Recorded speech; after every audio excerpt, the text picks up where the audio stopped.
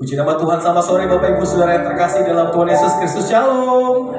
Shalom. Haleluya. Senang berjumpa dengan Bapak Ibu Saudara. Saya percaya sore hari ini setiap kita sudah siap menyembah Tuhan. Amin. Selamat datang, selamat beribadah di GBI Sungai Yordan Depok. Kita percaya kasih Tuhan begitu besar dalam hidup setiap kita. Kita ada di bulan terakhir.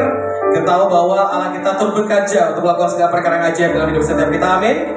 Mari Bapak Ibu Saudara, di setiap awal bulan gereja kita akan ada pengakuan iman GB. Kami mengundang Bapak Ibu Saudara, boleh kita bangkit berdiri sama-sama.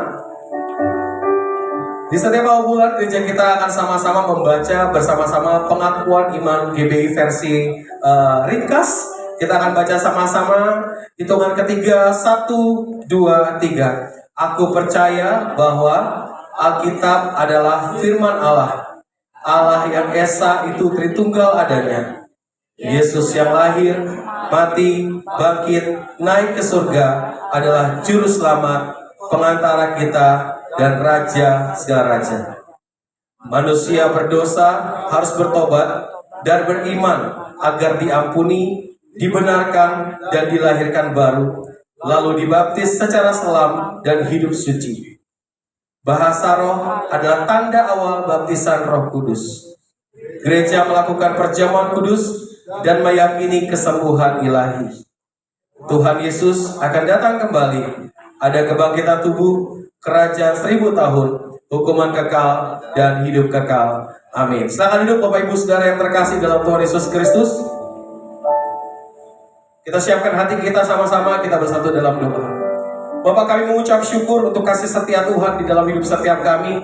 Terima kasih untuk pertolongan Tuhan, untuk kebaikan Tuhan. Kalau kami ada, sebagaimana kami ada, semua karena anugerah-Mu Tuhan. Dan sore hari ini Tuhan, kami siapkan hati kami untuk memulai ibadah kami Tuhan. Biar Tuhan sendiri yang memimpin ibadah kami dari awal, pertengahan, hingga akhirnya. Biar Tuhan sendiri yang campur tangan untuk segala sesuatunya. Terima kasih Bapak, kami bersyukur biar sore hari ini kami mulai ibadah kami dari awal pertengahan ke akhirnya. Demi nama Yesus kami berdoa, kami mengucap syukur. Yang percaya sama-sama katakan amin. Boleh kasih tepuk tangan yang meriah buat Tuhan Yesus pada sore hari Bapak Ibu Saudara. Mari sama-sama sore hari kita datang dalam hadirat Tuhan. Kita bersyukur untuk anugerah Tuhan, untuk kebaikan Tuhan. Kami sungguh bersyukur Tuhan. Kami bersyukur Tuhan untuk anugerah-Mu Tuhan. Terima kasih Tuhan Yesus. Terima kasih Tuhan. Bapa, Kau setia, Bapa, Kau mulia, tenanglah jiwaku, aman bersamamu.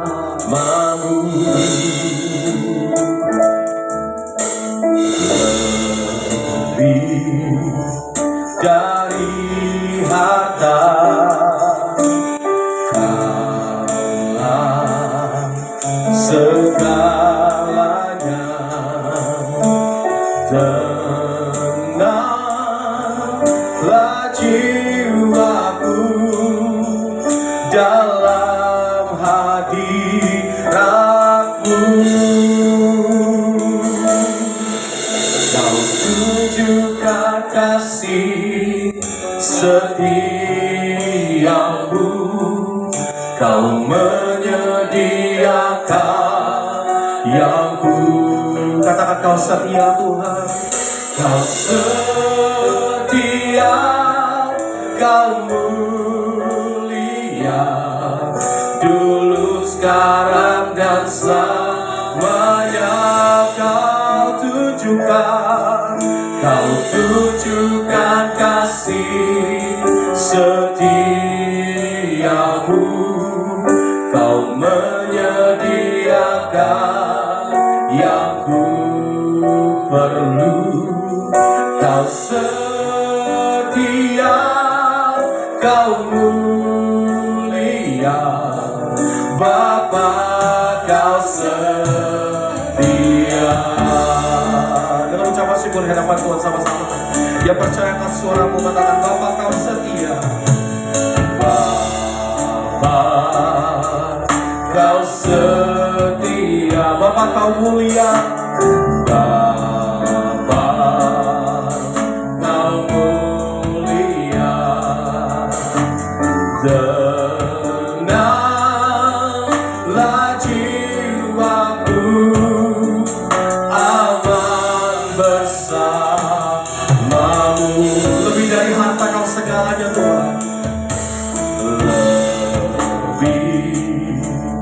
dari hanya Kaulah segalanya, Kaulah segalanya. Tenanglah jiwaku dalam hadiratku. Kau tunjukkan kasih setiamu, Kau menyediakan yang ku perlu.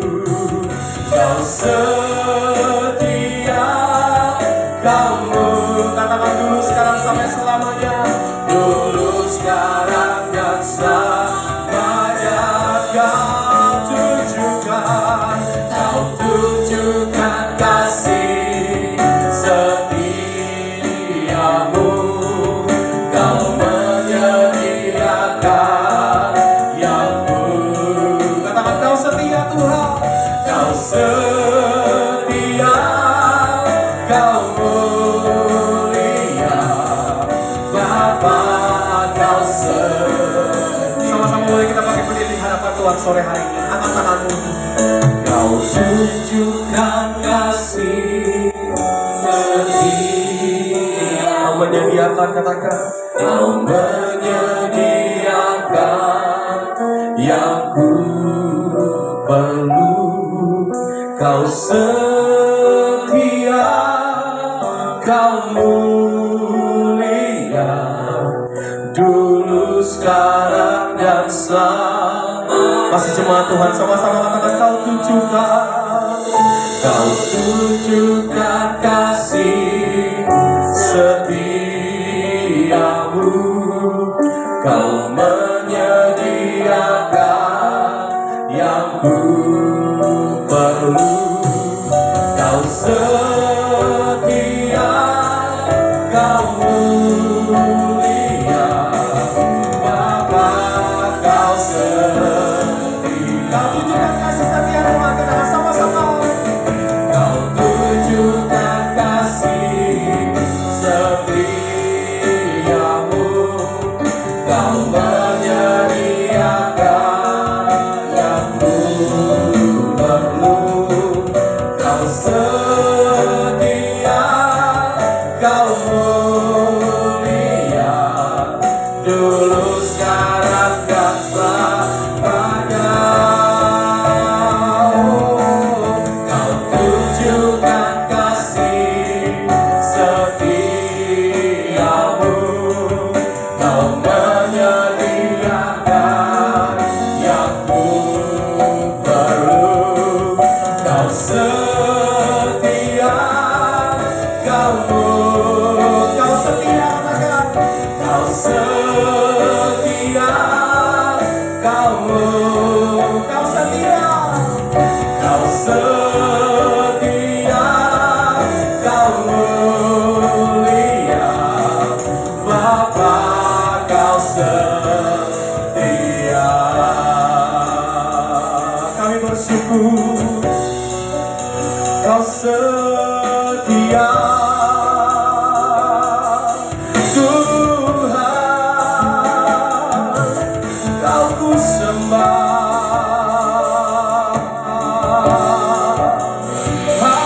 Haleluya,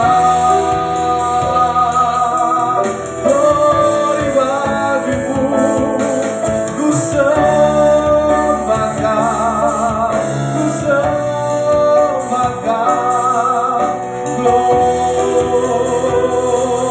bagimu Tuhan, haleluya.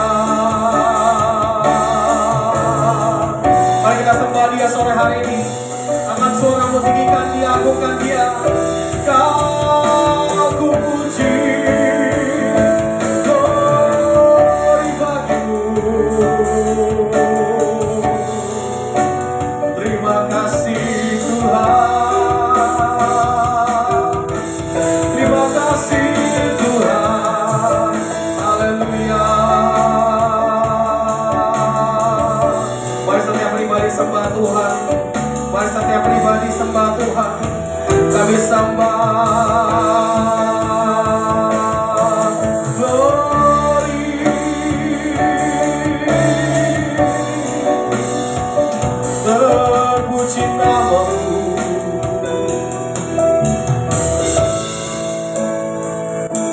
Mari setiap pribadi di sore hari disembahkan, naikkan sembahmu, naikkan syukur, naikkan terima kasihmu kepada Tuhan sore hari ini. Sungguh kami bersyukur Tuhan. Saya percaya Bapak Ibu sudah Dia hadir bersama dengan setiap kita, dan Dia melawat setiap kita sore hari ini. Kami bersyukur Tuhan. Terima kasih Tuhan. Tak pernah berakhir kasih setiamu, selalu nyata dalam hidupku.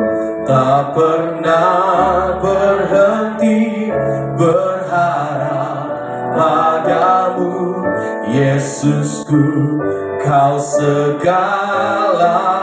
Tak pernah berakhir, katakan. Tak pernah berakhir kasih setiamu, selalu nyata dalam hidupku. Tak pernah berhenti berharap padamu, Yesusku, Kau segala. Tak pernah berakhir, tak pernah berakhir kasih setia, selalu nyata dalam hidupku. Tak pernah berhenti berharap. Bagaimana namanya sama-sama? Kau segala.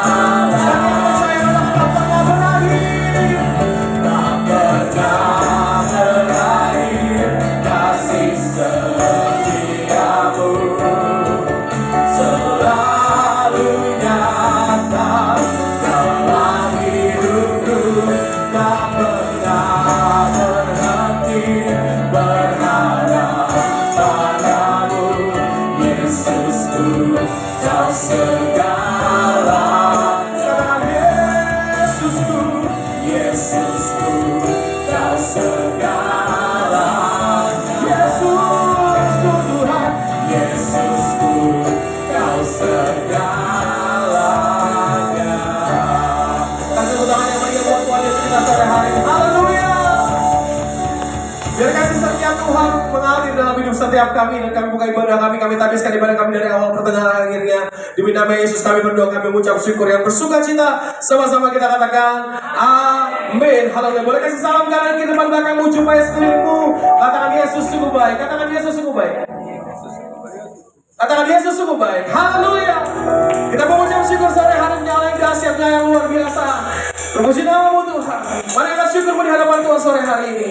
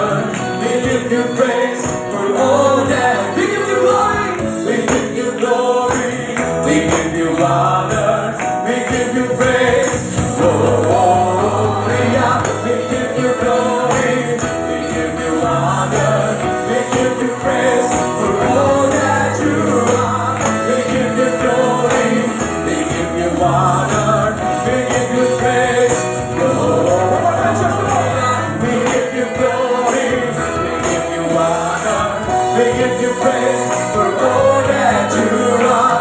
We give you glory, we give you honor, we give you praise. Sama Yesus lagi berkata gloria. Gloria, gloria, besar Tuhan, ditinggikan di atas segalanya. Gloria, gloria,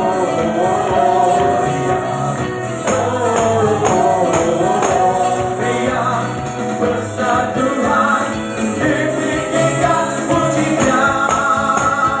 Gloria, haleluya.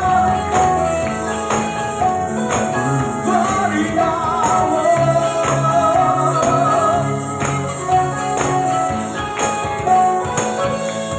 Gloria. Berikan tepuk tangan yang meriah buat Tuhan Yesus kita. Haleluya. Saya bersama hari bersuka cita punya Allah yang dahsyat, katakan amin. Orang yang bersuka cita ada senyuman di wajahnya, amin. Lihat kanan kiri, berikan senyuman. Katakan ayo sama-sama memuji Tuhan lebih dalam lagi. Haleluya.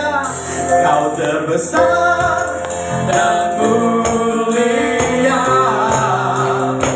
ajaib semua perbuatan. Kau terbesar, sama-sama katakan.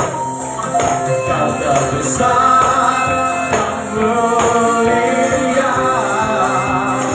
biarlah semua memuji-Mu. Haleluya. Adakah yang lain buat segala pujian Tuhan? Gloria bagi-Mu, Raja segala raja. Haleluya.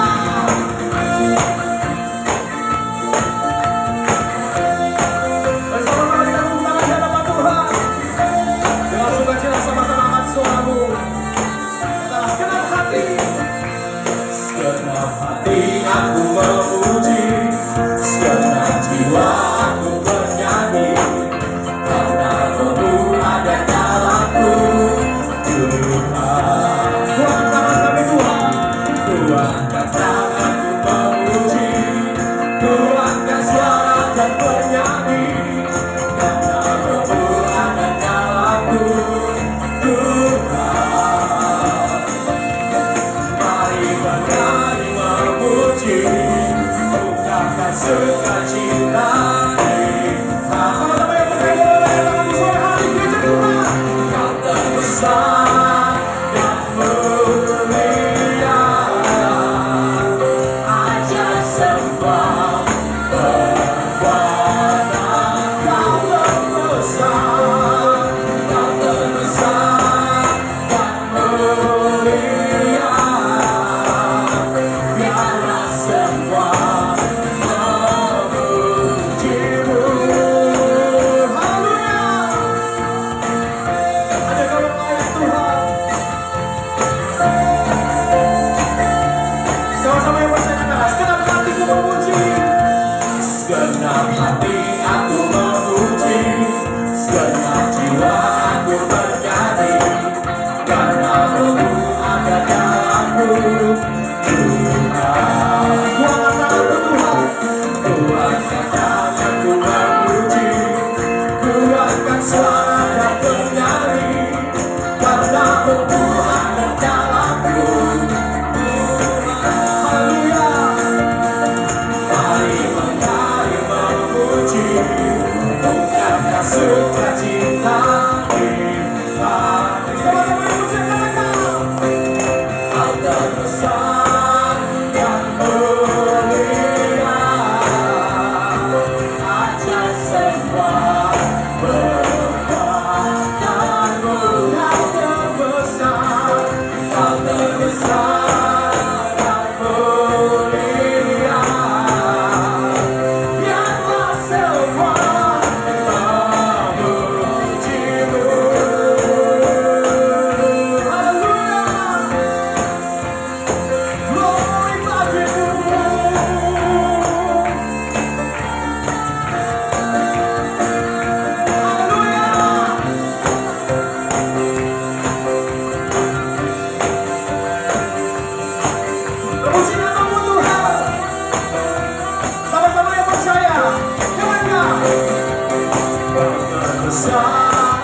dan mulia, ajaib semua perbuatanmu. Kau terbesar dan mulia, biarlah semua memujimu. Kau terbesar, kau terbesar dan mulia, ajaib semua perbuatanmu. Kau terbesar dan mulia, biarlah semua memujimu. Biarlah semua memuji, biarlah semua memuji Tuhan. Biarlah semua memujimu. Haleluya. Puji nama Tuhan. Beri tepuk tangan yang meriah hanya buat Tuhan Yesus kita. Haleluya. Glory bagimu Tuhan. Sekarang dulu Bapak Ibu Saudara yang terkasih dalam Tuhan Yesus Kristus, kami bersyukur hanya Engkau yang terbesar dan termulia Tuhan. Sungguh kami bersyukur akan kasih setia Tuhan dalam hidup kami, akan segala kebaikan Tuhan yang Tuhan kerjakan untuk setiap kami.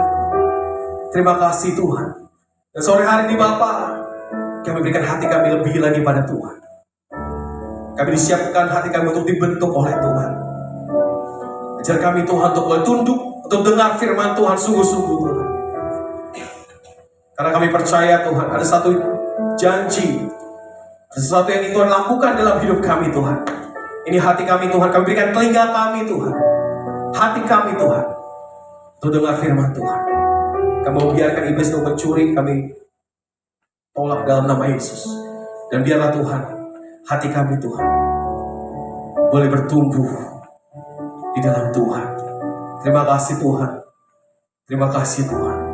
Sungguh kami bersyukur sore hari ini Bapak. Terima kasih. Semusim berlalu, namun Kau selalu peliharaku. Kasih dan setiamu tak pernah layu di hidupku.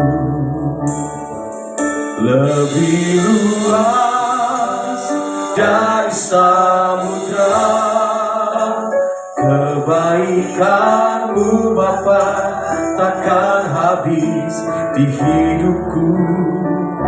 Lebih tinggi dari cakrawala, tak terbatas kasih-Mu.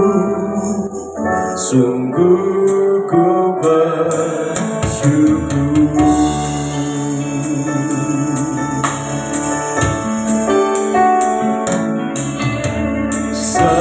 Semusim berlalu, namun Kau selalu peliharaku. Kasih dan setia-Mu, kasih dan setia-Mu tak pernah layu di hidup. Sekali lagi katakan sama-sama, semusim berlalu. Semusim berlalu, namun Kau selalu peliharaku. Kasih-Mu, kasih dan setia-Mu tak pernah layu di hidupku.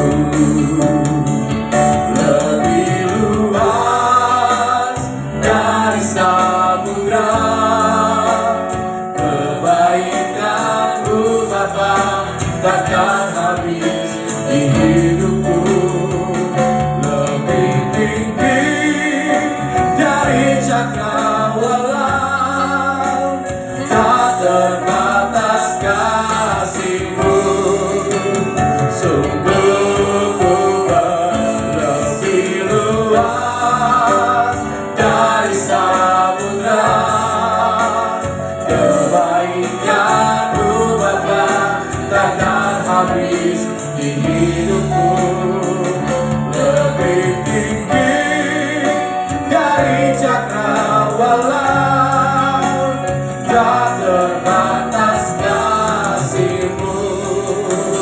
Sungguh ku berlebih luas dari samudra, kebaikan-Mu Bapa takkan habis di hidupku, lebih tinggi dari cakrawala, tak terbatas kasih-Mu.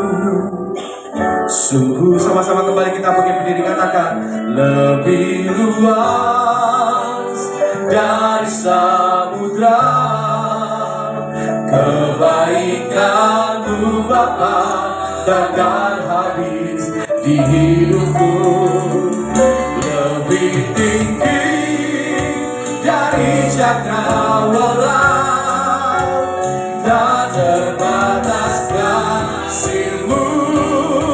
Sungguh ku berlebih luas dari samudra. Mari kita siapkan hati kita dengan kasih dan bersama Bapa Tuhan, berkabaikan kepada firman Tuhan di hidupku, lebih tinggi dari cakrawala, tak terbatas kasih-Mu.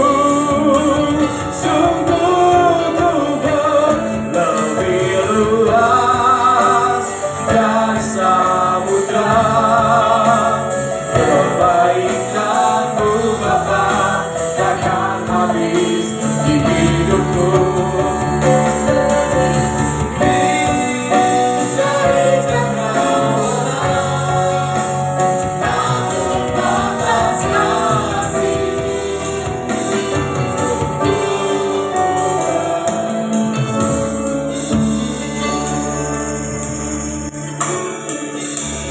Mari kita bersama berdoa. Tuhan Bapa di surga, saat ini kami datang masuk dalam kehadirat-Mu, karena kami butuh kehadirat-Mu, kami butuh jamaah-Mu, amin. Kami butuh Tuhan firman-Mu Tuhan.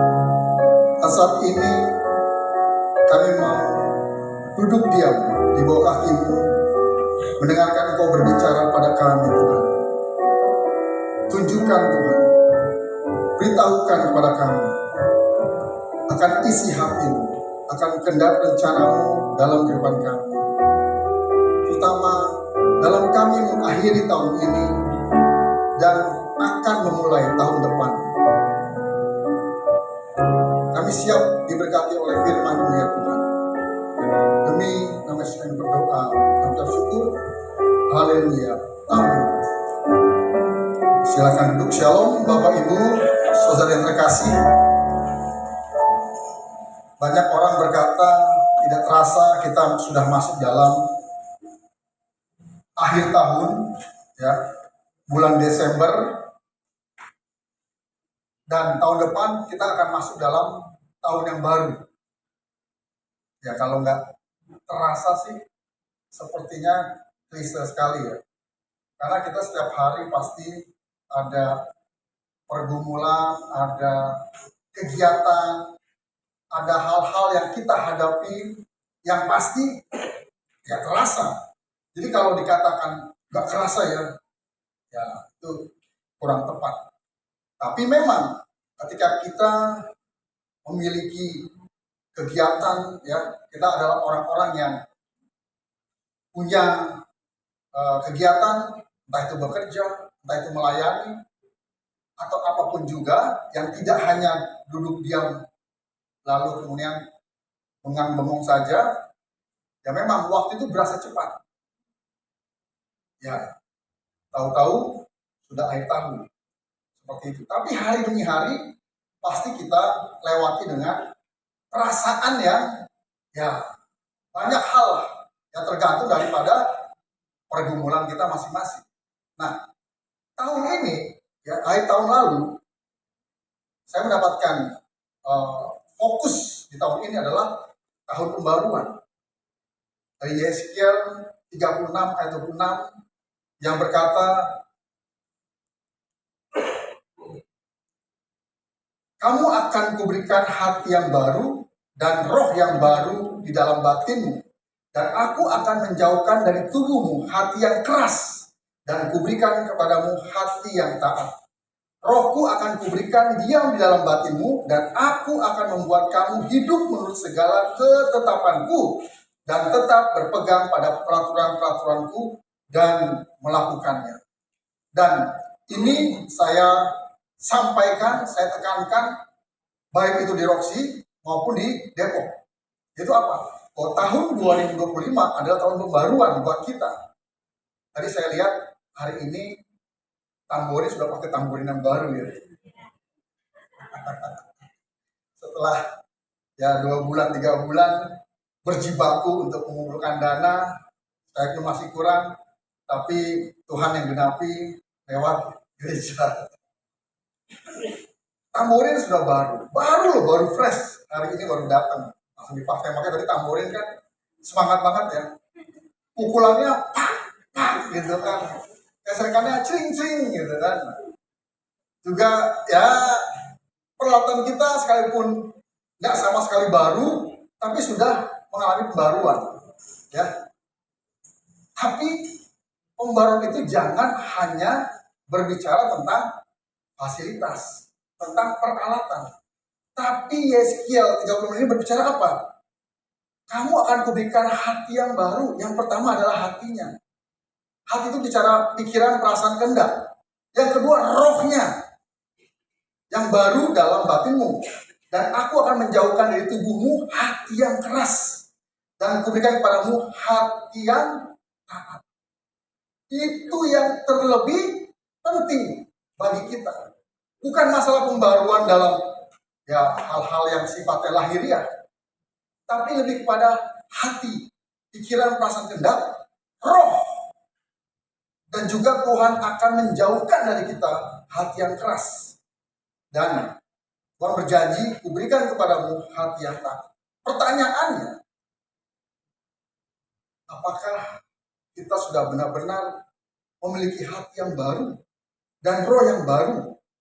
Seharusnya, ketika kita percaya menerima Yesus, lalu kemudian kita dilahirkan kembali, dan kita menjadi manusia baru, harusnya sejak saat itulah kita memiliki hati, pikiran, perasaan, dan kehendak, dan roh yang baru. Kita tidak lagi hidup dalam manusia lama kita, tapi kita sudah diperbaharui. Tapi kenyataannya banyak orang Kristen yang ya jatuh bangun lah. Untuk apa? Untuk menjalani hidup yang baru. Tapi itu masih baik, masih bagus ketimbang orang Kristen yang sudah katanya lahir baru, tapi hidupnya tetap dengan manusia lama. Saya berkali-kali menyampaikan hal ini.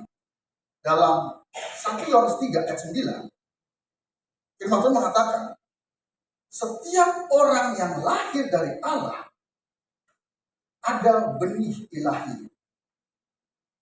Dan ia tidak berbuat dosa lagi. Sebab benih ilahi tetap ada di dalam dia, dan ia tidak dapat berbuat dosa karena ia lahir dari Allah. Secara karismatik, ya Pentakosta, teologinya, pengajaran mengatakan begini, oh yang tidak lagi berbuat dosa itu maksudnya adalah natur dosanya. Tetapi masih wajar kalau orang berbuat dosa. Karena belum sungguh-sungguh menjadi manusia baru. Masih berusaha. Jadi wajar kalau dalam hidupnya setelah dia bertobat, terima Yesus, kemudian dia lahir kembali, masih berbuat dosa, itu wajar. Tetapi ada satu teologi dari Reform, dan saya pelajari dan saya setuju dengan ini. Bahwa firman Tuhan berkata, setiap orang yang lahir dari Allah ada benih ilahi. Benih ilahi itu artinya benih yang kudus, benih yang suci, benih yang tidak terpengaruh oleh dosa lagi. Dan benih itu bertumbuh. Jadi apa? Setiap orang Kristen yang sudah bertobat, lahir baru, harusnya dia tidak berbuat dosa lagi, tapi benih ilahi itu, kekudusan, kesucian semakin bertumbuh, bertambah-tambah. Tidak berbuat dosa lagi, melainkan dia semakin hidup kudus dan semakin hidup suci karena benih ilahi itu ada dalam dirinya. Nah, Pak Tong mengatakan kalau orang Kristen yang katanya sudah bertobat, terima Yesus, lahir baru, masih hidup dalam dosa, dia tidak sungguh-sungguh bertobat. Makanya dia tetap berbuat dosa. Lalu kemudian ada coba berkata begini, Pak, susah Pak. Ya, bahasa saya begini, kalau tidak berbuat dosa lagi, artinya begini deh, saya terjemahkan lebih lebih agak ringan lah. Kalau dulu kita gampang berbuat dosa, susah berbuat baik, sekarang kita susah berbuat dosa dan gampang berbuat baik. Itu aja. Pertanyaannya, kita sehari-hari susah nggak berbuat dosa? Gampang nggak berbuat baik? Atau justru kita masih tetap gampang berbuat dosa, susah berbuat baik? Itu namanya manusia lama yang belum diperbaharui. Nah itu sekilas dari fokus visi gereja kita di tahun ini.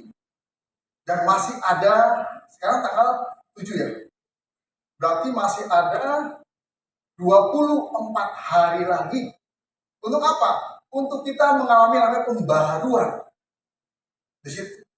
Orang yang kalau diperbaharui, wah, hidupnya sehari-hari itu kudus dan suci dan serius hidup.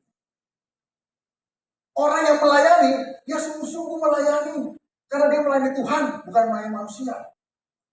Orang yang tentang ibadah, dia sungguh-sungguh. Kenapa? Karena dia bukan berhadapan dengan manusia saja, tapi dia berhadapan dengan Tuhan. Tapi orang yang belum diperbaharui, dia melayaninya main-main, dia melayani ada motivasi lain, kemudian hidupnya juga nggak serius, hidupnya juga main-main. Maksudnya namanya apa Pak? Main-main dengan dosa. Lalu dia tentang ibadah juga nggak serius, main-main, karena dia tidak berjumpa dengan Allah. Dia nggak yakin bahwa Allah ada di tempat ini. Makanya saya keras berbicara kepada jemaat, baik yang Roksi maupun yang di Depok ini. Itu apa? Ketika kita beribadah, ya kan, kita harus fokus pada firman Tuhan. Kita harus fokus kepada hadirat Tuhan. Saya pernah ya sedikit bercanda lah ya dengan pengurus atau tim di Roksi. Gimana kalau gereja kita ini dipasang jammer ya? Untuk apa? Mengacaukan sinyal. Supaya apa? Supaya jemaat ketika beribadah dia nggak bisa lagi main HP. Kenapa? Karena sinyalnya sudah diacak. Tapi saya bilang, ya ada setuju ada enggak. Tapi saya bilang enggak, saya cuma melontarkan saja. Karena saya akan melakukan. Karena urusan hadirat Tuhan itu urusan pribadi masing-masing. Dan saya tidak memaksa. Karena Tuhan juga tidak pernah memaksa. Jadi kesadaran masing-masing. Sebagaimana orang itu dekat, intim dengan Tuhan, sedemikianlah dia akan berlaku, berbuat, berpikir, berkata-kata. Seperti itu. Nah, kita masuk dalam firman Tuhan yang saya mau sampaikan dengan tema bangunlah jiwaku. Ada yang tahu kira-kira ayatnya dari mana? Ada yang tahu? Nah, jadi ini yang Tuhan berikan kepada saya untuk tahun depan. Fokus visi kita tahun depan adalah revival atau kebangunan. Kebangunan dalam hal apa? Yang pertama dalam hal spiritualisme, bukan dalam hal religiusitas ya. tapi spiritualisme. Kenapa? Karena kebangunan rohani yang dimaksud bukan hanya berbicara tentang agamawi. Kalau agamawi itu bisa tentang apa? Wah, ibadahnya tambah semakin keren, bagus, tertata dengan rapi, pemusik, pemuji, penari tamborin semakin diperbesar kapasitasnya, alat-alat musiknya semakin canggih-canggih. Dulu kita pakai Roland RD 170 ya. Sekarang kita pakai Roland RD 700. Yang terbaru Roland RD 900. Bukan itu maksudnya. Tapi apa? Tetapi spiritualisme itu adalah bagaimana hubungan kita dengan Tuhan secara pribadi. Itu yang paling penting. Bukan bicara religiusitas. Paulus pernah berkata begini pada murid-muridnya. Kalau kehidupan agamamu tidak lebih baik daripada kehidupan agama orang-orang Farisi, orang-orang ahli-ahli Taurat, imam-imam, maka kamu gak masuk surga. Maksudnya apa? Bukan berarti kita harus lebih religius daripada mereka, bukan. Kalau kalian sebagai pengikut Kristus hanya mengandalkan, hanya fokus kepada hal-hal yang religius, kalian kalah tuh sama mereka tuh. Maka kalian gak akan masuk surga. Dan bukan itu yang aku kendaki. Yang aku kendaki adalah pengenalan akan Allah. Wasiat 6 ayat 6. Bukan korban-korban persembahan. Bukan korban-korban bakaran. Karena Tuhan menginginkan hubungan yang intim dengan setiap ciptaannya. Makanya firman Tuhan juga berkata bahwa Allah kita adalah Allah yang pencemburu. Makanya perzinahan itu ada dua. Yang pertama perzinahan secara lahiriah. Yang kedua perzinahan secara rohaniah. Ketika kita menduakan Allah dalam hidup kita, kita sudah berzina. Dan Allah tidak mengerti hal itu. Nah, kita buka firman-Nya dari Mazmur 57 ayat yang pertama sampai ayat yang ke-12. Kita baca bergantian, saya ayat pertama, Bapak Ibu Saudara-saudari ayat yang kedua, dan selanjutnya judul perikopnya adalah diburu musuh tetapi ditolong Allah.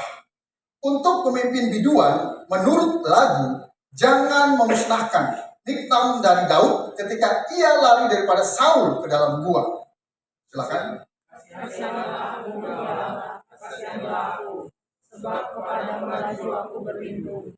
Dalam naungan sayapmu aku akan berlindung, sampai berlalu kehancuran itu. Aku berseru kepada Allah yang maha tinggi, kepada Allah yang menyelesaikannya bagiku. Kiranya Dia mengirim utusan dari surga dan menyelamatkan aku, mencela orang-orang yang menginjak-injak aku. Aku terbaring di tengah-tengah singa yang suka menerkam anak-anak manusia, yang giginya laksana tombak dan panah, dan lidahnya laksana pedang tajam. Tinggikanlah dirimu mengatasi langit, ya Allah, biarlah kemuliaanmu mengatasi seluruh bumi. Mereka memasang jaring terhadap langkah-langkahku, ditundukkannya lah jiwaku. Mereka menggali lubang di depanku, tetapi mereka sendiri jatuh ke dalamnya. Hatiku siap ya Allah, hatiku siap. Aku mau menyanyi, aku mau bermazmur. Bangunlah hai jiwaku, bangunlah hai gambus dan kecapi. Aku mau membangunkan fajar. Aku mau bersyukur kepadamu di antara bangsa-bangsa ya Tuhan. Aku mau bermazmur bagimu di antara suku bangsa. Sebab kasih setiamu besar sampai ke langit, dan kebenaranmu sampai ke awan-awan. Tinggikanlah dirimu mengatasi langit, ya Allah, biarlah kemuliaanmu mengatasi seluruh bumi. Baik, jadi kita akan belajar, kita akan menggali, membedah perikop ini. Balik ke slide Bro Denny. Nah, latar belakang tulisan Mazmur 57, ya. Daud melarikan diri karena dikejar dan hendak dibunuh oleh Saul. Daud melarikan diri ke gua Adulam yang berisi banyak orang-orang yang juga melarikan diri karena dikejar hutang, stres, banyak masalah. Jadi Daud saat itu sedang ada dalam pelarian. Kenapa? Karena dia dikejar-kejar oleh Saul. Siapa Saul? Raja Israel. Siapa Daud? Daud adalah salah satu panglima perang daripada Saul. Nah, kemudian karena satu kejadian, nanti kita akan bahas lebih dalam lagi.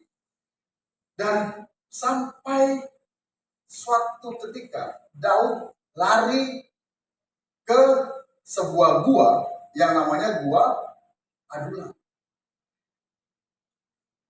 yang berisi banyak orang yang juga melarikan diri karena yang pertama dikejar-kejar hutang.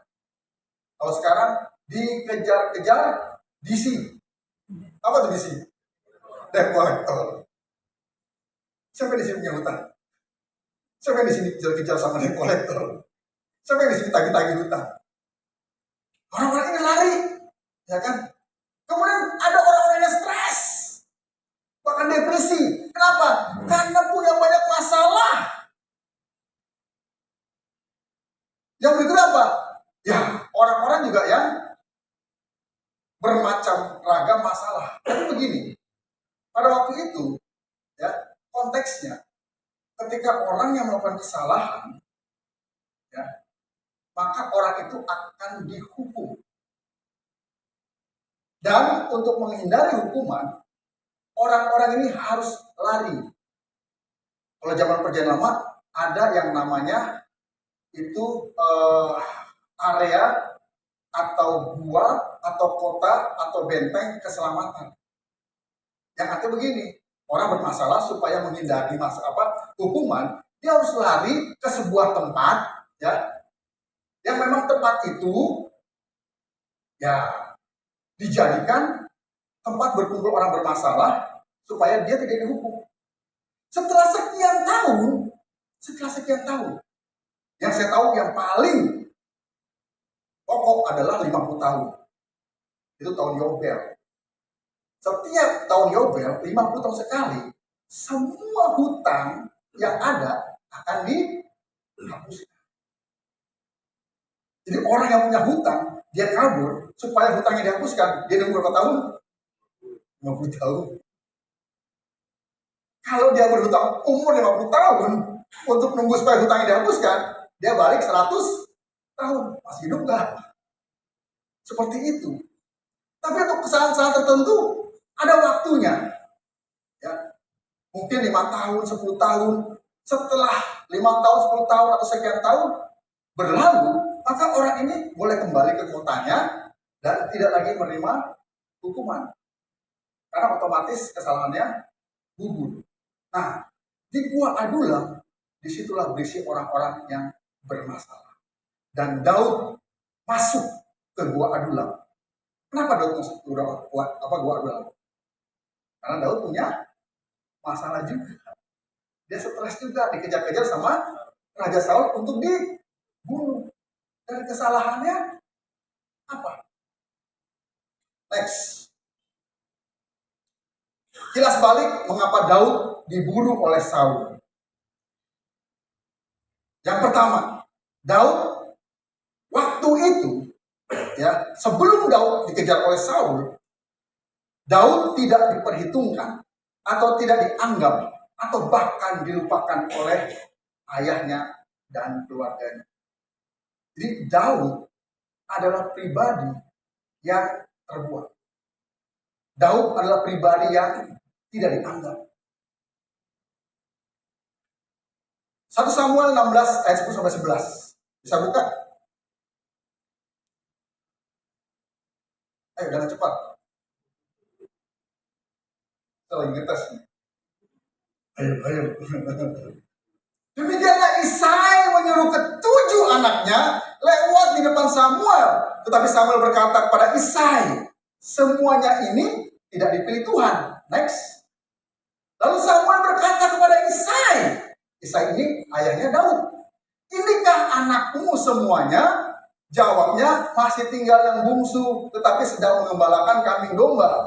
Kata Samuel kepada Isai, suruhlah memanggil dia, sebab kita tidak akan duduk makan sebelum ia datang ke mari. Waktu itu Samuel mendapatkan mandat dari Tuhan untuk memilih calon raja Israel yang Tuhan kehendaki. Saul tidak Tuhan kehendaki. Jadi Saul menjadi raja bukan karena kehendak Tuhan, tapi kehendak siapa? Kehendak bangsa Israel. Apa alasannya? Karena Saul kelihatan paling tinggi besar, maksudnya tinggi kekar ya. Kalau tinggi besar kayak Bro Daniel Dermawan, tinggi besar gitu kan. Tapi Saul ini tinggi kekar, terus kemudian apa? Perawakannya bagus dan rupanya ganteng, keren. Dan bangsa Israel memilih Saul karena rupanya. Tapi sebenarnya Tuhan tidak berkenan. Makanya begini, ada kalanya seseorang itu sepertinya dipilih oleh Tuhan. Sepertinya orang ini, wah, orang yang spesial. Sehingga akhirnya dia punya jabatan yang spesial. Terutama dalam gerejawi ya. Tapi sebetulnya orang ini naik. Bukan karena memang Tuhan pilih. Tapi karena apa? Karena orang ini yang menaikkan dirinya sendiri. Tahun 2027 akan ada pemilihan ketum GBI. Saya ada di dalam pengurusan pusat. Dan mulai dari tahun kemarin sudah mulai goncang-ganjing. Siapa yang naik? Siapa yang naik? Sudah mulai ada kubu-kubu, ya kan? Mau ngangkat, mau dorong ini supaya naik. Dan nanti, ketika nanti ada SMD ini, ya saya di panitia SMD di tahun depan, ya SMD khusus gembala. Nah itu juga nanti nama-nama juga akan diajukan. Siapapun boleh diajukan.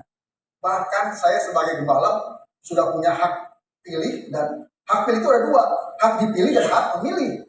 Saya bisa aja masukin nama saya, Pendeta Emmanuel Gatot Wibowo, walaupun tambahin STH, MAG supaya lebih keren, ya kan?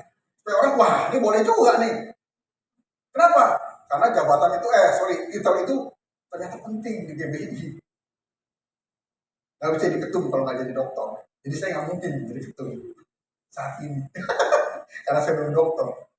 Tapi saya bisa ngajuin nama saya. Saya tulis nama saya sendiri, lalu masukkan. Lalu kemudian ditulis nama-namanya. Siapa yang diajukan? Ada nama saya, Pendeta Emmanuel Gatot Wibowo. Bisa. Tapi saya nggak mau lah. Kenapa? Jadi gembala gereja lokal aja sudah banyak kerjaan. Banyak tanggung jawab. Banyak masalah yang dihadapi. Ini ngurusin gereja Indonesia dan bahkan juga luar negeri. Gak gampang. Dan ngurusin gembala lebih susah daripada ngurusin jemaat. Saya sudah sangat mengalami hal itu. Nah, kemudian Daud disia-siakan, diusir oleh kakak-kakaknya. 1 Samuel 17 ayat 28a.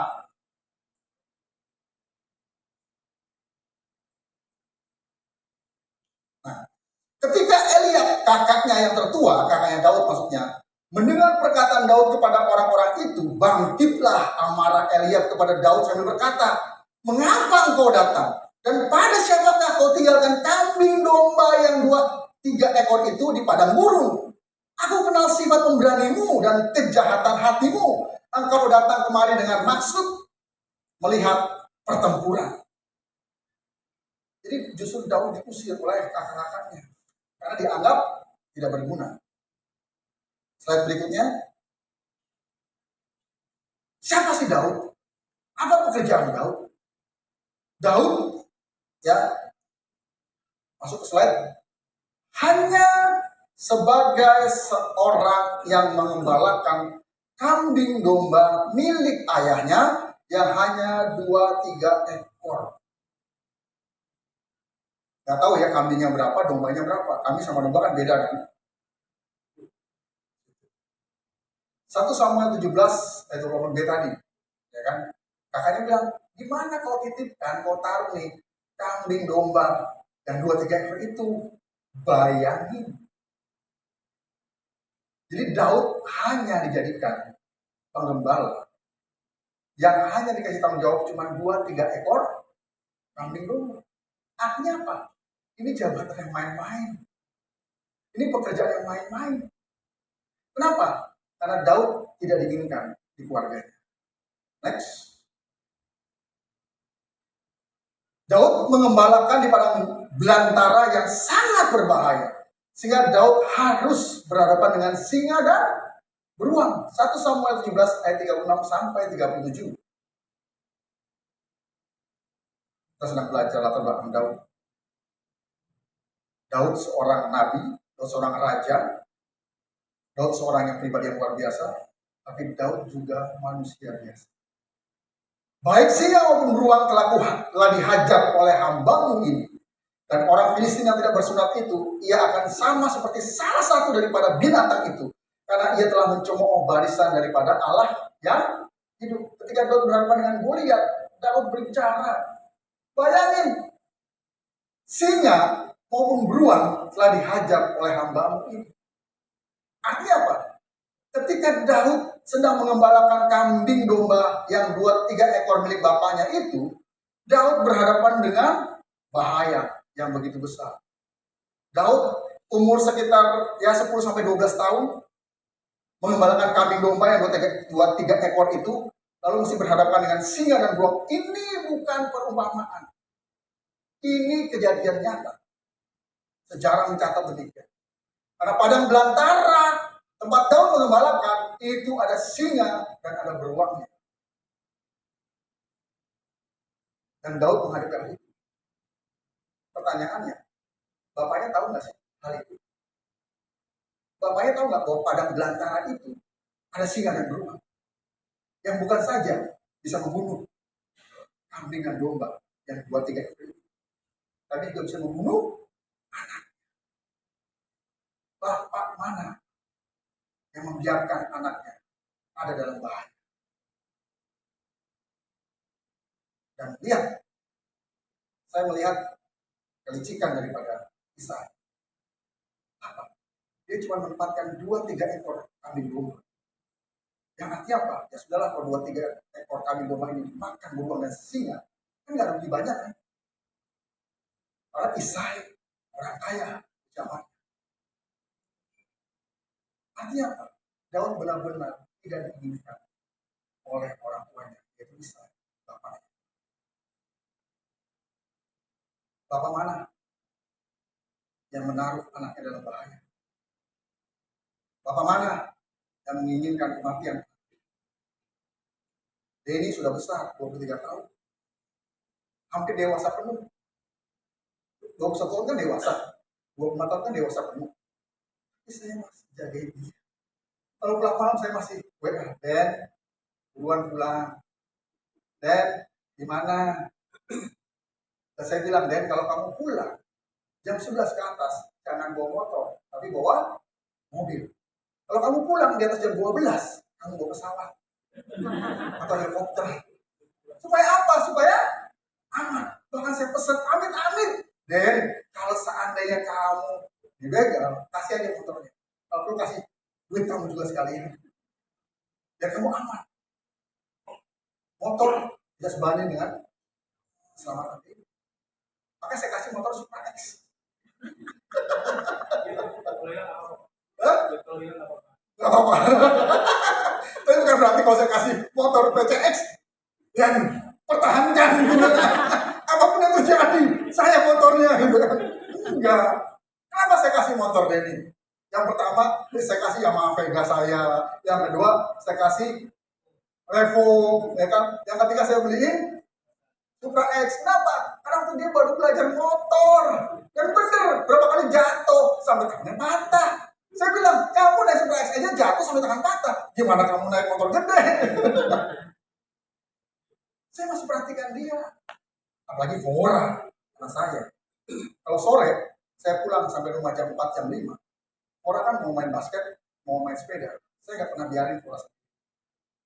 Saya duduk di dekat pos satpam, sekarang itu sudah ada satpam, hansip di situ. Saya lihat Fora keliling. Dan mata saya nggak pernah lepas dari Fora. Dia belok, dia keluar lagi, dia muncul, dia belok. Kalau lama, saya samperin loh. Oh, ternyata dia lagi ngobrol sama anak lain. Kalau main basket juga saya jaga. Saya latih dia. Supaya dia seperti, siapa namanya? Air Jordan. Nah, seperti itu. Bapak mana yang membiarkan anak dalam bahaya? Kalau bapak itu tidak mengasihi anak. Kalau ada bapak-bapak yang membiarkan anaknya dalam bahaya, bapak itu tidak mengasihi. Sabur. Terus next.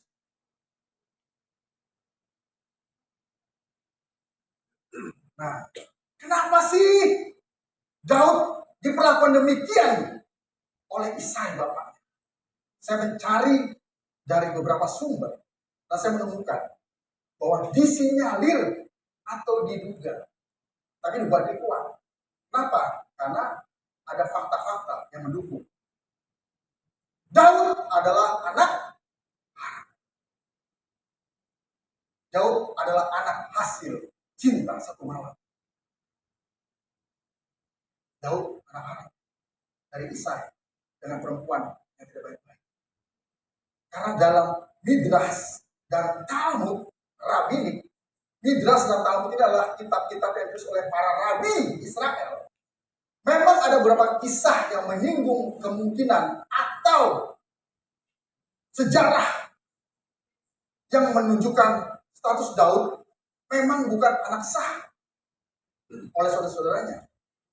Kecurigaan terhadap ibu Daud, ya, yang ternyata secara sejarah ketahuan namanya Mitzpet Bat Adaya. Pertanyaannya, tertulis nggak dalam Alkitab? Biasanya kalau anak itu anak resmi, maka bapaknya tertulis, ibunya pun juga tertulis. Tapi Daud tidak pernah kita cari atau kita dapatkan nama ibunya tertulis di Alkitab. Karena memang tidak pantas tertulis. Kenapa? Ternyata Daud memang anak haram. Dalam kitab Midrash menceritakan bahwa status Daud sebagai orang Israel sejati diragukan. Karena, si Mikes ini, karena ia keturunan Rut. Rut itu kan orang Moab kan? Bukan orang Israel. Karena itu Isai menjauh darinya. Tapi melalui suatu peristiwa, istrinya tetap mengandung dan melahirkan. Kenapa Isai meninggalkan atau membuang istrinya? Karena istrinya bukan orang Israel. Dan waktu itu, bangsa Israel tidak boleh menikah dengan bangsa lain. Tidak boleh ada percampuran. Di Daud dibuang oleh bapaknya. Bahkan diingini kematian. Sehingga saudaranya menganggap Daud lahir secara tidak sah.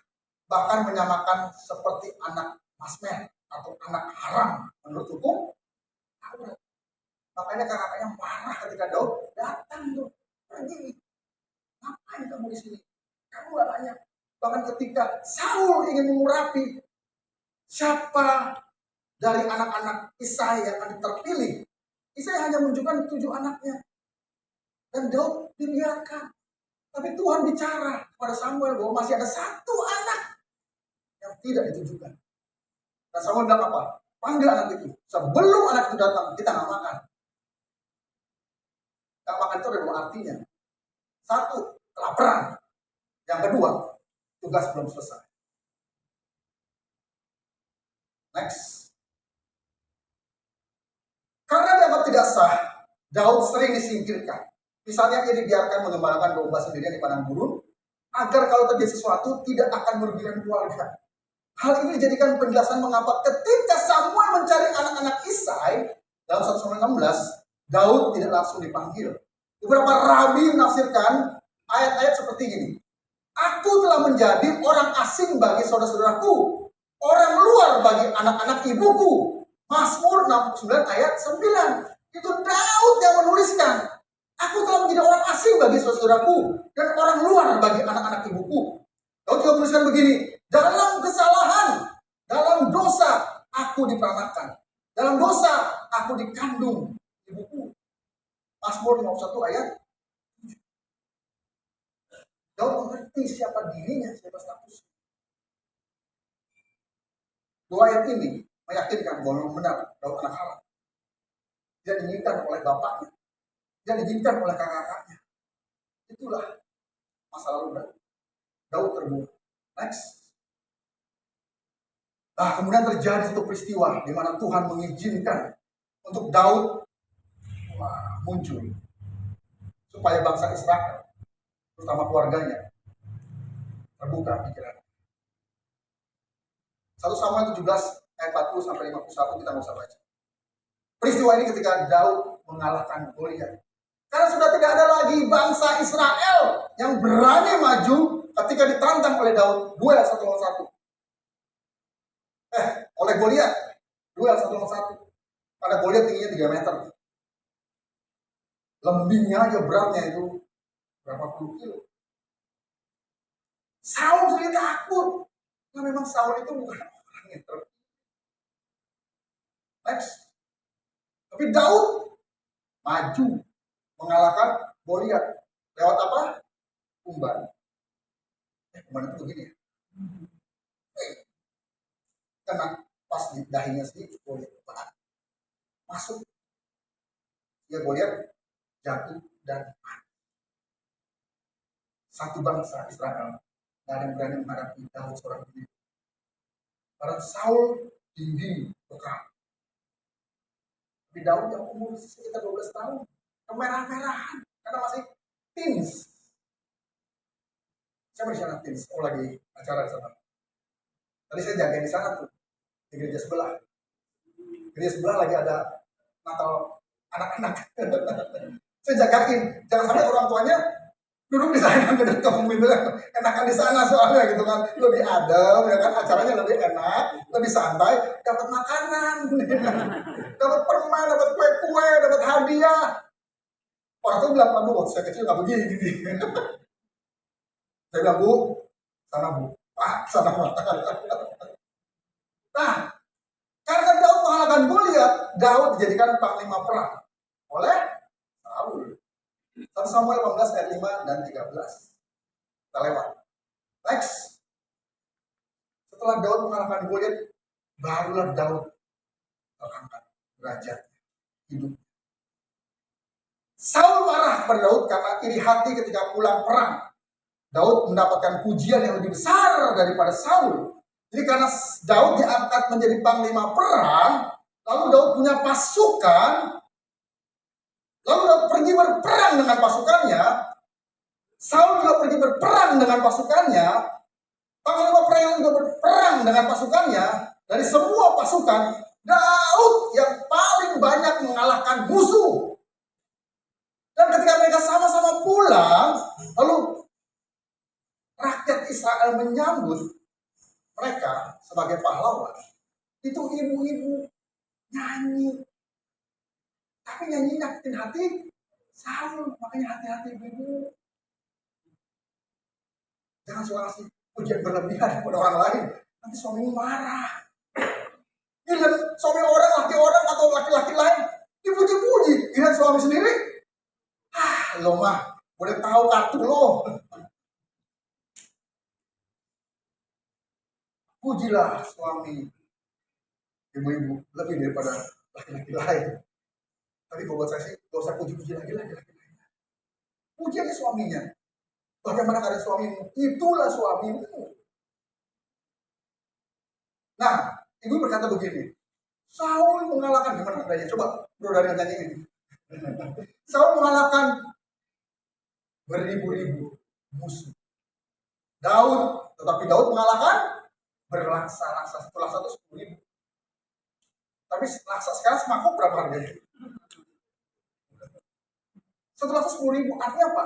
Daud mengalahkan ribuan, tapi Saul mengalahkan ribuan, tapi Saul mengalahkan puluhan ribu. Dan Saul menjadi marah karena dia iri. Kenapa? Karena memang Saul bukan orang pilihan Tuhan. Sehingga dia baperan. Makanya kalau mau jadi pemimpin, jangan baperan. Kalau baperan nggak bisa jadi pemimpin. Kenapa? Karena tidak selamanya orang yang kita pimpin itu baik-baik saja. Jangan baperan. Kalau masih baperan jangan jadi pemimpin deh. Karena nggak akan bisa. Dan memang jadi pemimpin itu nggak sembarangan. Memang harus orang yang pilihan. Dan paling penting dipilih oleh Tuhan. Bukan oleh rakyat. Bukan oleh jemaat. Bukan oleh dirinya sendiri. Atau siapapun. Tapi Tuhan yang memilih. Tapi kadang-kala pemimpin yang pilih Tuhan pun kurang disukai oleh rakyat atau jemaat. Kenapa? Karena jemaat maunya begini, maunya begitu. Tapi seorang pemimpin jangan selalu dengerin apa kata rakyat atau jemaat. Tapi apa kata Tuhan. Itu yang paling penting. Tapi sampaikanlah apa yang Tuhan katakan pada jemaat. Supaya jemaat mengerti. Dan pemimpin jangan mencari keuntungan. Jangan mencari nama. Jangan mencari ketenaran. Pasti jatuh. Nama, keuntungan, ketenaran, gubrak. Nah, kalau pemimpin yang cari nama, ketenaran, cari uang, cari jabatan, akan jatuh. Seperti itu. Nah, disinilah awal dari kebencian Saul kepada Daud. Karena Saul ngiri. Next. Tapi anehnya, Daud jadikan menantu oleh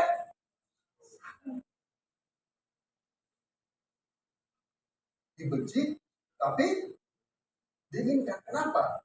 Karena Daud panglima perang yang hebat. Ini orang kalau gue buang, sayang. Dan banyak gereja mementingkan orang-orang yang hebat.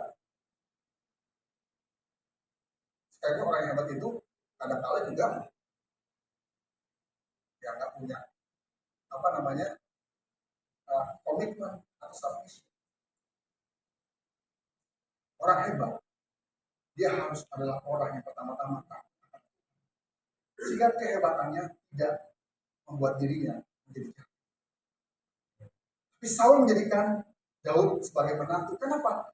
Karena Saul butuh Daud. 1 Samuel 18 ayat 25 sampai 27. Catat. Next. Tipikal Saul itu begini. Tercatat tuh dalam 1 Samuel 9 ayat 3. Coba cek.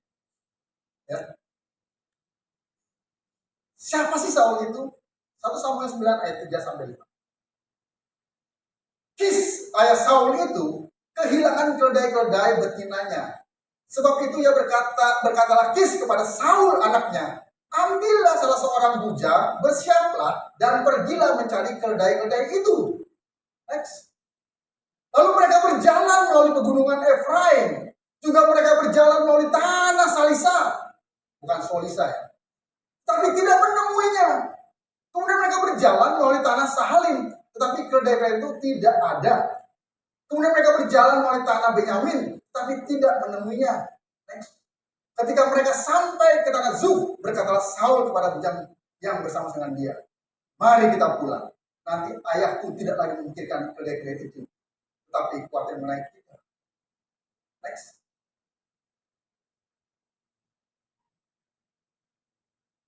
Oke. Artinya begini. Beda kan?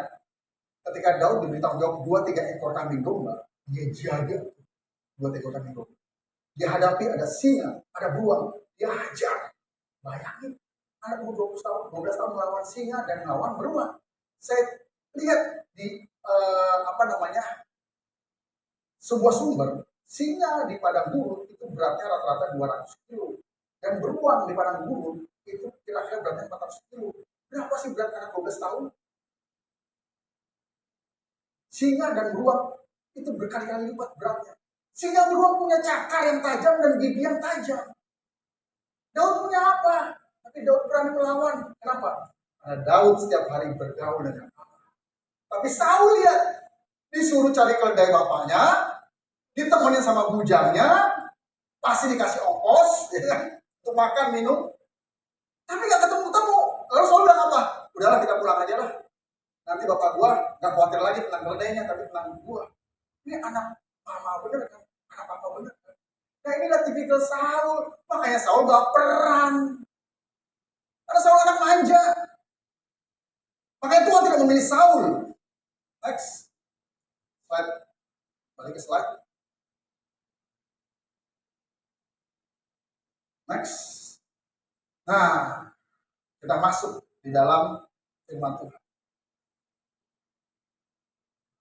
Mazmur 57 ayat 7 sampai 11. Daud bangkit bersama 400 orang-orang yang sebelumnya ada di gua Adulam bersamanya. Yakni orang yang stres, depresi, dikejar-kejar hutang, dibuang, dan punya berbagai-bagai macam masalah yang mereka harusnya dihukum, tapi mereka lari. Coba 1 Samuel 22 ayat 1 sampai 2. 1 Samuel 22 ayat 1 sampai 2. Lalu Daud pergi dari sana dan melarikan diri ke gua Adulam. Ketika Saul dan saudara dan seluruh keluarga yang mendengar hal itu, pergilah mereka dan ke sana mendapatkan dia. Berhimpunlah juga kepada setiap orang yang dalam kesukaran, setiap orang yang dikejar-kejar, tukang piutang, setiap orang yang sakit hati, maka ia menjadi pemimpin mereka. Bersama-sama dengan dia ada kira-kira 400 orang. Balik lagi tadi.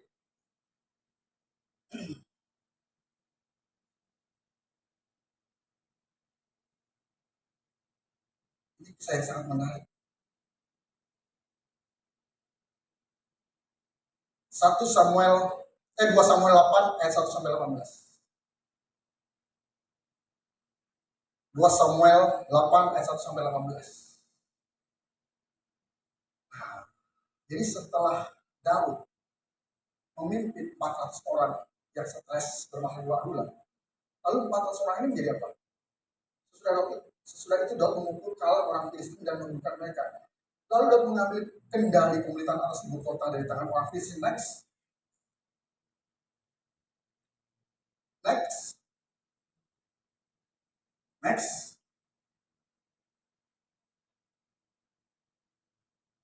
Next. Next. Kemudian Daud menempatkan pasukan-pasukan pendudukan di daerah orang Aram dan Daud. Next. Next. Next. Next. Next. Jadi dalam perikop ini diceritakan bahwa Daud memimpin 400 orang yang tadinya stres, bermasalah, yang tidak punya pengharapan di bawah Adulam. Kenapa Daud bisa begitu? Balik ke slide. Kita baca firman Tuhan dari Mazmur 57 ayat yang ke 8 sampai ayat yang ke 12. Demikian firman Tuhan. Hatiku siap ya Allah, hatiku siap. Aku mau menyanyi, aku mau bermazmur. Bangunlah hai jiwaku, bangunlah hai kamus dan kecapi. Aku mau membangunkan fajar. Aku mau bersyukur kepadamu di antara bangsa-bangsa ya Tuhan. Aku mau bermazmur bagimu di antara suku-suku bangsa. Sebab kasih setiamu besar sampai ke langit dan kebenaranmu sampai ke awan-awan. Tinggikanlah dirimu mengatasi langit ya Allah. Biarlah kemuliaanmu mengatasi seluruh bumi. Ayat 8 berkata begini. Hatiku siap ya Allah, hatiku siap. Aku mau bernyanyi, aku mau bermazmur. Ayat 9. Bangunlah hai jiwaku, bangunlah hai gamus dan kecapi. Aku mau membangunkan fajar. Di ayat inilah menjelaskan bahwa Daud bangkit. Yaitu apa? Daud berkata begini. Aku siap ya Allah, hatiku siap. Bangunlah hai jiwa. Artinya selama Daud dalam pelarian, jiwanya tertidur. Jiwa Daud yang dulu pemberani, jiwa Daud yang dulu berani menghadapi singa dan beruang, jiwa Daud yang dulu berani menghadapi Goliat seorang diri yang tinggi besar 3 meter, Jiwa Daud yang dulu berani berperang, mengalahkan puluhan ribu orang. Tapi hal itu membuat Daud menjadi lupa. Kenapa? Ingat masa lalu Daud siapa? Dia orang yang terbuat. Lalu tiba-tiba Daud mengalahkan Goliat dan Daud diangkat jadi panglima perang. Daud belum beres dengan masa lalunya. Lalu ketika Daud mendapatkan pujian dari ibu-ibu ketika pulang perang, Daud menjadi sombong. Itu makanya Saul sakit hati pada. Harusnya seorang panglima perang, ketika dia pulang dengan rajanya, lalu rakyat memuji si panglima ini, apalagi lebih daripada rajanya. Harusnya panglima berkata, segala pujian hanya bagi Tuhan. Harusnya Daud mengembalikan pujian itu kepada Saul sebagai raja. Kalau Daud melakukan hal itu, Saul bakal sakit hati nggak? Kenapa? Karena Daud menghormati Saul. Dan Daud menunjukkan rasa hormat kepada Saul di depan banyak orang. Tapi yang terjadi justru Daud mempermalukan Saul di depan orang banyak. Dengan apa? Dia menerima pujian itu. Kemudian Daud menjadi panglima perang dan Daud banyak berperang. Makanya ada firman Tuhan mengatakan apa? Ketika Daud mau membangun bait Allah, Tuhan izinnya. Ya, kenapa? Nah, firman Tuhan berkata apa? Karena tangan banyak mencurahkan darah. Artinya apa? Daud banyak membunuh orang-orang di luar dari apa yang Tuhan hendak. Karena Daud kasihkan. Dulu Daud orang yang terbuang, tersisih, orang-orang yang tidak dianggap. Lalu kemudian Daud tiba-tiba punya jabatan tinggi. Hanya karena dia mengalahkan Goliat. Akhirnya Daud lupa diri. Dan firman ini menyatakan, bangunlah hai jiwa. Karena jiwa Daud selama ini tertipu. Oleh karena apa? Dia keasikan. Dia giat berperang bukan karena kehendak Tuhan lagi. Karena asik sendiri. Makanya kalau kita melayani Tuhan, harus kehendak Tuhan. Jangan karena kesenangan sendiri. Lalu katakan begini. Lalu berkata, bangunlah hai gambus dan kecap. Artinya apa? Gambus kecap itu apa sih? Kecap itu kan buah yang kuning warnanya, yang dalamnya putih. Gambus itu adalah alat pukul. Tuntang tung gitu kan. Yang kalau ada pengajian, ya sama lah kayaknya. Kecap itu apa? Itu alat musik yang biasa Daud mainkan ketika dia berdua. Ketika dia sehari-hari memuji menyembah Allah. Ketika dia sehari memiliki hubungan yang intim dengan Allah. Karena dia nggak apa-ngapain, dia cuma jaga kambing domba. Akhirnya Daud sering datang kepada Allah. Daud menciptakan alat musik, Daud menciptakan pujian penyembahan, dia Mazmur supaya bisa ditulis oleh. Tapi saat Daud dikejar oleh Saul, saat Daud mulai menjabat sebagai panglima perang, dan Daud banyak berperang, jiwanya tertidur, dan dia tidak pernah lagi memainkan gambus dan kecapnya. Maka dikatakan, hai bangunlah, hai gambus dan kecapnya. Aku mau membangunkan. Disitulah titik balik dari seorang Daud. Yang dia lari, yang ngumpet di bawah adulam. Dia sama dengan orang-orang yang stres. 400 orang di dalamnya. Tapi Daud memiliki kesadaran. Kenapa? Karena dia melihat 400 orang ini. Orang stres, yang orang depresi, yang orang punya masalah. Lalu dia berpikir begini. Saya siapa ya? Mereka orang-orang yang dikejar hutang. Mereka orang yang begini. Kemungkinan untuk begini. Saya kan panglima perang. Saya nggak sama dengan mereka. Lalu Daud justru menjadi pemimpin bagi 400 orang ini yang stres, depresi, kejar hutang dan lain-lain. Lalu Daud menjadikan 400 orang ini menjadi tentaranya, menjadi pasukan. Dan Alkitab mencatat, Daud banyak mengalahkan musuh.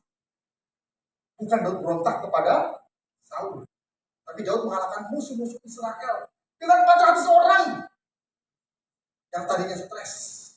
Next, slide terakhir. Kesimpulan dari khotbah saya,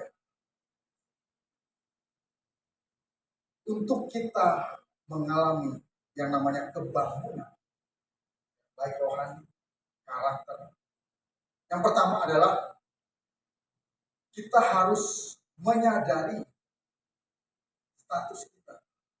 Pertanyaan sekarang Bapak Ibu, menyadari nggak status Bapak Ibu sebagai apa? Ada yang bisa bilang, apa status Bapak Ibu sekarang? Anak Allah, hamba Tuhan, apalagi?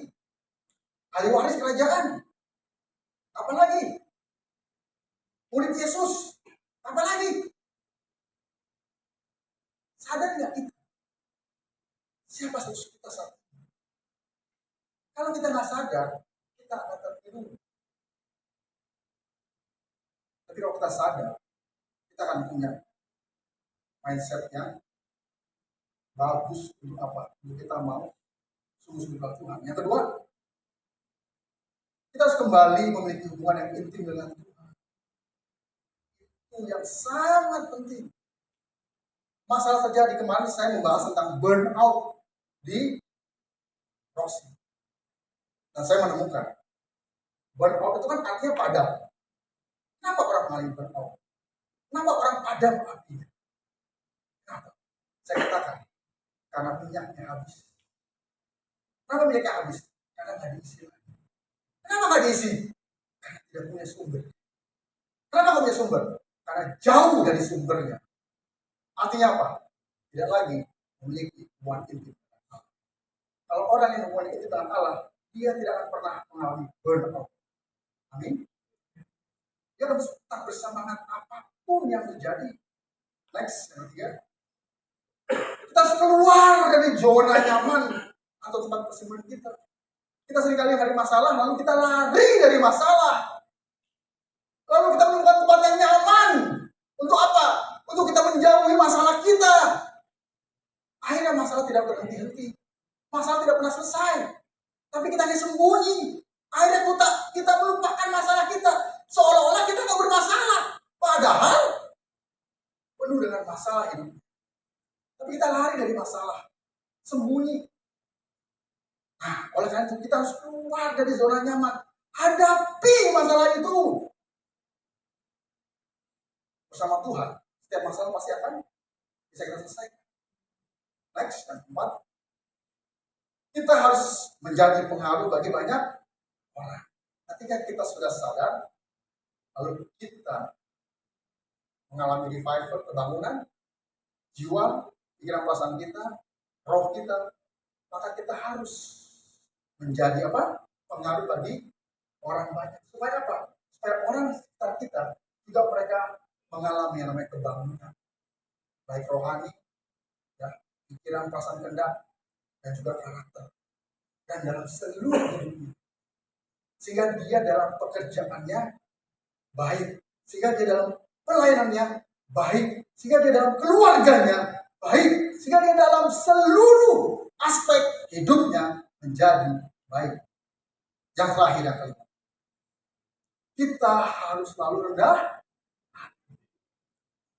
Karena orang yang rendah hati tidak akan pernah tersinggung. Orang yang rendah hati tidak akan pernah terpengaruh apa kata orang. Orang yang rendah hati tidak ambisius. Orang yang rendah hati tidak menjatuhkan orang lain. Orang yang rendah hati tidak menggosip. Orang yang rendah hati tidak memfitnah orang lain. Orang yang rendah hati selalu berkata, aku adalah hamba yang tidak berguna, yang hanya melakukan apa yang Tuhanku perintahkan. Jadi sebagai orang yang rendah hati, kita hanya melakukan apa yang Tuhan perintahkan. Kalau Tuhan tidak perintahkan, jangan lakukan. Dan kita jangan melakukan apapun dari diri kita sendiri. Karena kesenangan kita, karena ambisi kita, Karena latar belakang kita, yang dulu kita bukan siapa-siapa, lalu kita pengen jadi orang. Maksudnya Pak, dulu kita monyet Pak gitu. Maksudnya pengen jabatan, pengen nama, pengen uang, harta, pengen, waduh, nama besar dan lain-lain. Itu semua harus dengan proses. Kalau orang yang tiba-tiba tuing naik, nggak lama dia kejar. Amsal mengatakan. Makanya orang harus step by step. Naik tangga, tangga pertama, kedua, ketiga. Coba kalau naik tangga, langsung ke tangga ketiga, tangga ke-6, tangga ke-9, apa yang terjadi? Satu, dua.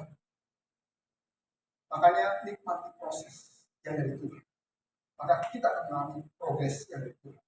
Dan pada waktu nanti, kita akan menjadi pribadi yang siap. Untuk apa? Untuk Tuhan pakai. Amin. Kita bukan kepala dan kita berdoa. Saya undang tim PW.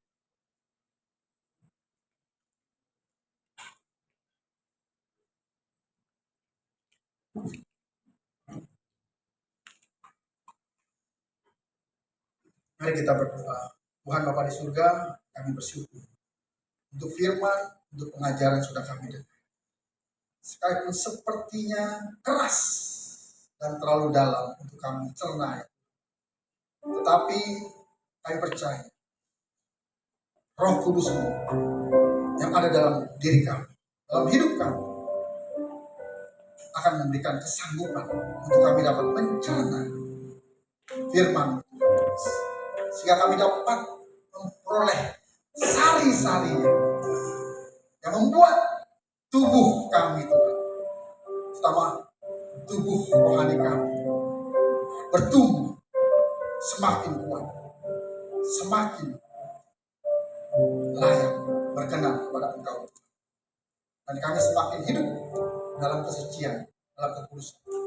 Karena benih yang Kau taruh dalam hidup kami, ketika kami percaya mengenal Engkau, benih itu kami pelihara, Tuhan. Benih itu kami tumbuhkan. Biarlah kami dapat menjadi tanah yang subur, sehingga benih itu berakar, bertumbuh, dan akhirnya berbuah lebat. Sehingga bukan hanya kami yang menikmati, tetapi orang lain bisa menikmati benih yang Kau tanam itu, Tuhan. Melalui kehidupan kami, melalui kebaikan kami, melalui tutur kata kami, melalui perbuatan kami. Terima kasih, Tuhan. Dan sebentar kami mau menerima perjamuan kudus daripada Engkau, ya. Layakan kami, Tuhan. Berikan kami pengertian, pemahaman yang dalam akan pengorbanan kayu salib Tuhan. Jika kami memiliki ucapan syukur yang begitu dalam, begitu besar, pujian penyembahan kami yang begitu besar, begitu dalam pada Engkau. Terima kasih, Tuhan. Oleh kuasa darah-Mu, Kau telah tebus dosaku. Kekudusan-Mu melingkupiku. Kasih-Mu mengalir, memulihkan hidupku.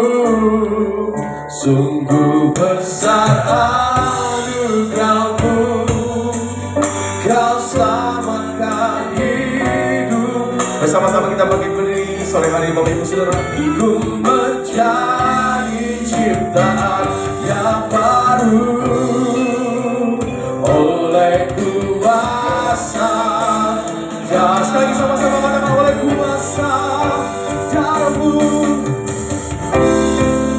Oleh kuasa darah-Mu, Kau telah tebus dosaku. Ada saudara yang belum dapat saudara itu bisa angkat tangan. Semua sudah terima aku, kita persiapkan hari ini nama saudara sakramen perjamuan kudus malam hari. Kasih-Mu Tuhan mengalir, memulihkan hidupku. Sungguh besar anugerah-Mu, Kau selamatkan hidupku. Ku menjadi ciptaan yang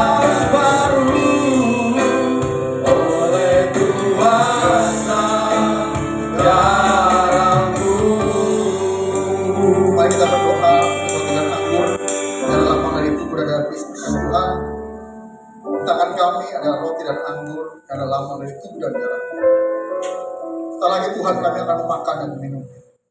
Kami berdoa Tuhan, kuduskan sucikan roti dan anggur yang lambang dari tubuh dan darah supaya ketika kami makan dan minum, kami semakin dibenarkan, kami semakin dipersatukan, diperdamaikan dengan Allah, dan hidup kami semakin dikuduskan dan disucikan. Terima kasih Tuhan untuk pengorbanan. Mari kita angkat roti yang lambang dari tubuh Kristus melalui kepala kita. Demikian firman Tuhan. Sebab apa yang telah kuteruskan kepadamu telah aku terima dari Tuhan, yaitu bahwa Tuhan Yesus pada malam waktu diserahkan mengambil roti, dan sesudah itu ia mengucap syukur atasnya. Ia memecah-mecahkannya dan berkata, inilah tubuhku yang diserahkan bagi kamu. Perbuatlah ini menjadi peringatan akan aku. Percayakah Bapak, Ibu, Saudara-saudari, roti yang akan kita lambang dari tubuh Kristus, melihat iman kita memakannya di dalam nama Yesus.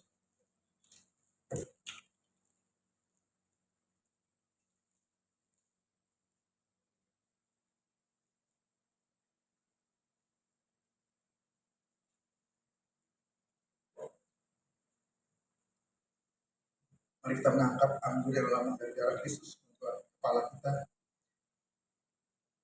Demikian juga ia mengambil cawan sesudah makan lalu berkata, cawan ini adalah perjanjian baru yang dimeteraikan oleh darahku.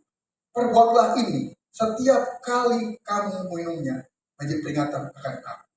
Sebab setiap kali kamu makan roti ini dan minum cawan ini, kamu memberitakan kematian Tuhan sampai ia datang. Percayakah Bapak Ibu, Saudara-saudari, anggur yang ada dalam kita lambang dari darah Kristus, dengan iman kita meminumnya di dalam nama Yesus.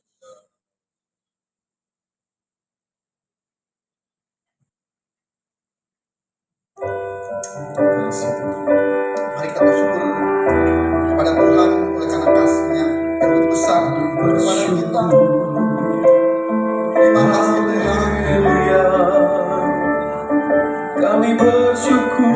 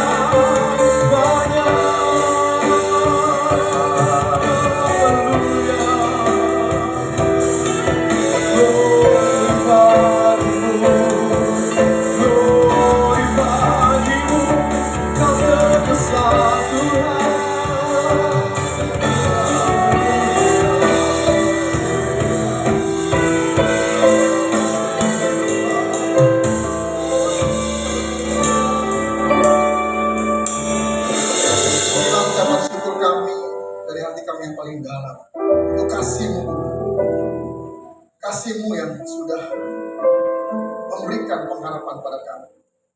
Kasih-Mu yang mengubah hati kami.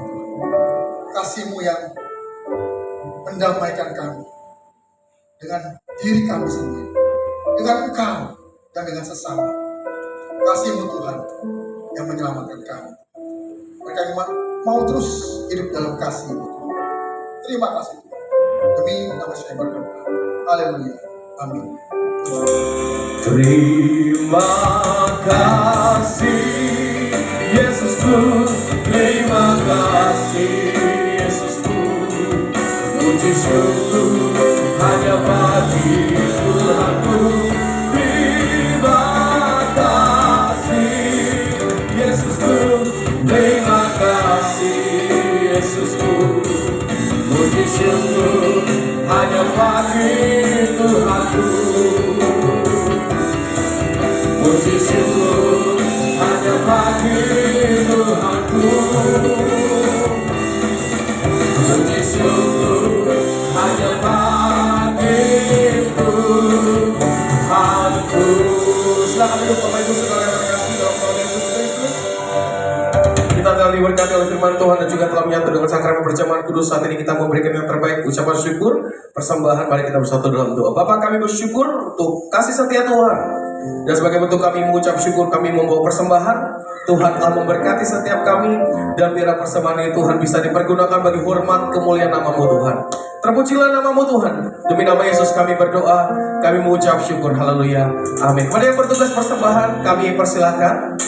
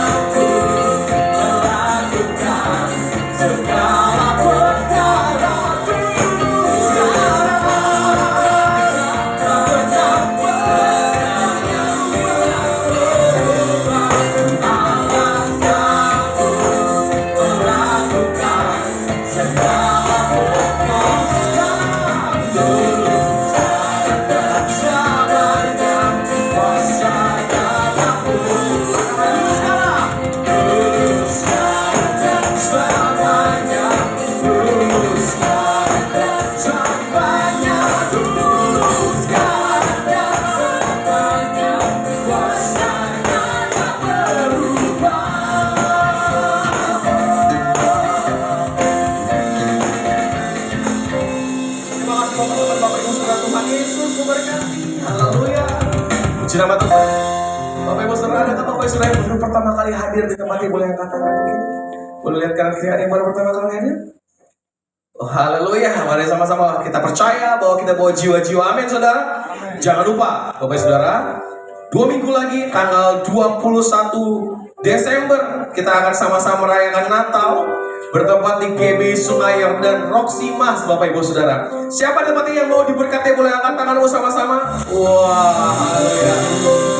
Yang angkat tangan bukan cuma diberkati, bawa jiwa-jiwa. Amin. Nah, boleh bawa semua teman-teman, keluarga, bahkan Kristen-Kristen Intel, Bapak Ibu Saudara, yang biasa nongol kalau Paskah sama Natal, bawa juga nggak apa-apa. Biar tahun depan bisa lebih baik lagi, amin. Nah, jangan lupa nanti untuk kendaraan, untuk transportasi bisa menghubungi pekerja di tempat ini untuk sama-sama kita berangkat nanti tanggal 21 Desember jam 10 pagi. Nanti ada Natal di GB Sungai Yordan Roxy Mas dan pembawa firman Tuhan adalah oleh Bapak Gembala, Bapak Ibu Saudara. Dan kita bersyukur untuk kebaikan Tuhan, Bapak Ibu Saudara. Dan kita akan segera menutup ibadah kita malam hari ini, Bapak Ibu Saudara. Boleh sama-sama kita bangkit berdiri di hadapan Tuhan. Kita akan menutup ibadah kita malam hari ini.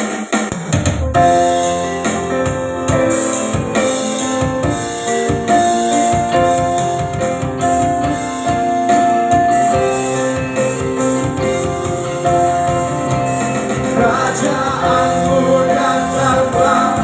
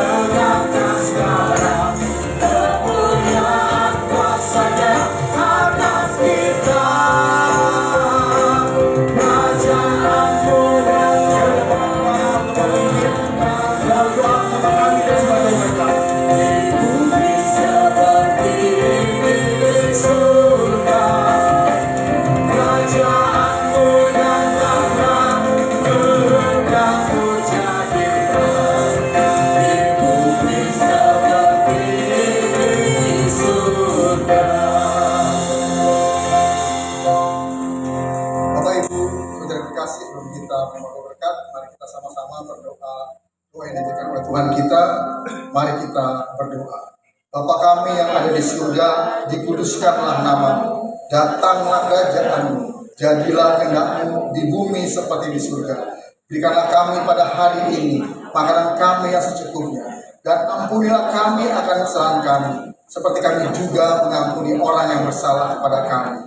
Dan janganlah membawa kami ke dalam pencobaan, tapi lepaskanlah kami daripada yang jahat. Karena Engkaulah yang mempunyai kerajaan dan kuasa dan kemuliaan sampai selama-lamanya. Amin. Bapak Ibu, saudara terkasih, ibadah kita sudah selesai dan sudah kita kembali ke tempat kita masing-masing.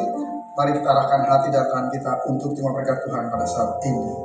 Diberkatilah hidupmu, diberkatilah keluargamu, diberkatilah sekolah, kuliah, pekerjaan, dan usahamu, diberkatilah pelayananmu. Apapun yang kau kerjakan dibuat berhasil oleh karena Tuhan dan bagi kemuliaan Tuhan.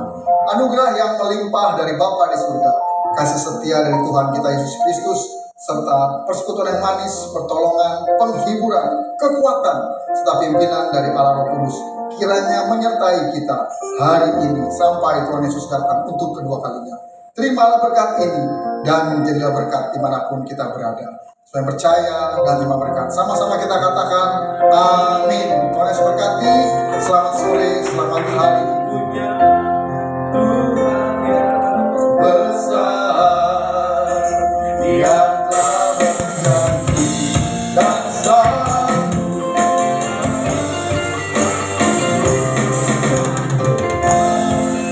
akan percaya kuasa-Nya.